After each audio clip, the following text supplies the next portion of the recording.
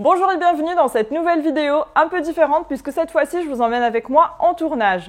Je vais vous parler rapidement de mon projet, on va préparer le matériel et ensuite on va aller sur le terrain pour partager avec vous quelques backstage du tournage. Et pour vous mettre un peu dans le contexte, il s'agit d'une vidéo de présentation pour un coach professionnel. Avec Michel, nous avons pris le temps d'échanger afin d'être sûr de bien comprendre sa demande pour lui proposer le scénario qui correspond le mieux à sa problématique. Donc, on a commencé par imaginer une histoire à raconter, nous avons rédigé les messages à faire passer et nous avons imaginé la mise en scène adéquate.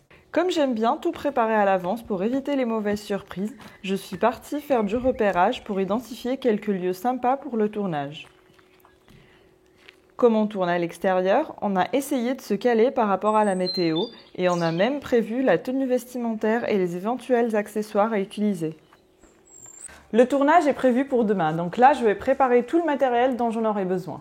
On a prévu de shooter à l'extérieur en fin de journée. Et vu qu'on est en début d'été, qu'il fait une nuit assez tard, je ne vais pas avoir besoin de prendre du matériel pour éclairer puisqu'on sera en éclairage naturel. Je vais simplement prendre un réflecteur au cas où si besoin. Pour le son, je vais utiliser cet enregistreur de la marque Zoom avec ce micro-cravate Rode que j'utilise là actuellement d'ailleurs pour enregistrer cette vidéo. Pour l'image, je vais mettre mon boîtier, le Nikon Z6 sur le Ronin SC pour le stabiliser et pour l'objectif, j'ai choisi le 35 mm 1.8. J'aurais pu prendre le 24-70 1.8, j'aime beaucoup cet objectif, c'est mon objectif préféré d'ailleurs, mais par contre avec le Ronin, il est très lourd et pas du tout pratique.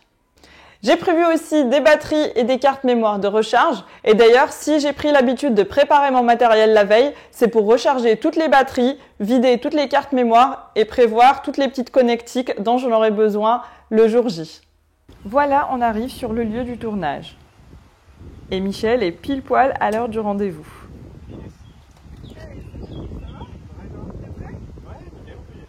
On commence aussitôt avec le premier plan. Pour gagner du temps, j'ai mis mon boîtier sur le Ronin et j'ai fait l'équilibrage avant de partir. Je ne fais pas ça systématiquement, mais là, comme on n'était pas très loin et que j'avais quelqu'un avec moi pour le tenir dans la voiture, j'ai trouvé que c'était plus pratique. En sachant que j'ai bloqué les axes pendant le transport. On a essayé de varier les plans en fonction du discours de Michel, entre plan mouvement et plan fixe, avec un arrière-plan différent, mais tout en restant dans le même cadre qui est la nature. Le tournage était plutôt efficace puisque Michel connaît son texte par cœur et il avait une aise naturelle devant la caméra.